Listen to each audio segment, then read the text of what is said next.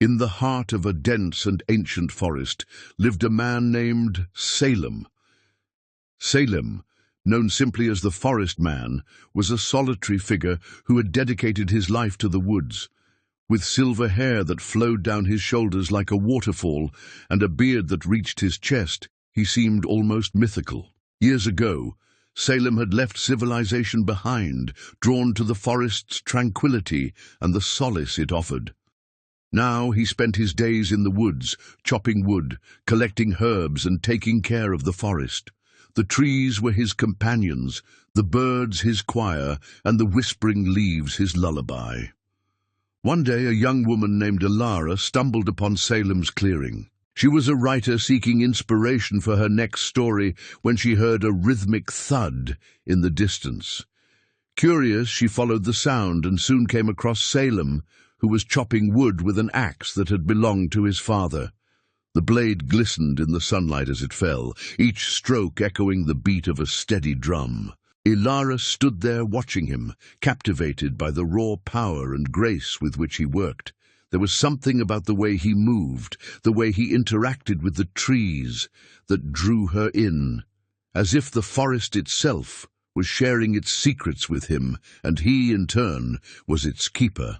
When he noticed her, Salem paused, his eyes crinkling at the corners in a kind smile. He had an air of quiet strength about him, and in his gaze, Ilara saw a lifetime of wisdom and connection to nature. Wiping the sweat from his brow with a piece of cloth, Salem put down his axe and walked towards her. His steps were sure and steady, like a man who knew the ground beneath his feet. "Can I help you?" he asked, his voice as deep and resonant as the forest he called home. I'm sorry to have startled you," Ilara stammered, suddenly feeling self-conscious. "I'm a writer, and I couldn't help but watch you. You move so gracefully, so in tune with the rhythm of the forest." Salem smiled again, this time a little shyly. "It's just the way it is," he said, gesturing to the trees. "I've been doing this for so long, it's become second nature."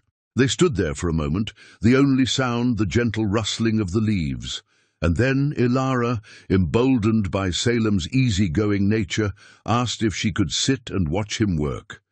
He readily agreed, and soon she was settled on a nearby log, mesmerized by the dance of the axe as it met the wood. As the day wore on, Ilara found herself enveloped by the forest's tranquility. The towering trees, the chirping birds, the soft earth beneath her back, all combined to create a sense of peace she had never known. It was as if the very essence of the woods was seeping into her, rejuvenating her spirit.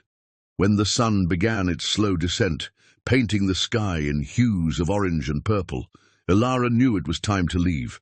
She stood up, stretching, and turned to thank Salem. But he had disappeared. She looked around, calling out his name, and then she saw it, an intricately carved wooden box resting on the stump where he had been sitting. Intrigued, she picked it up.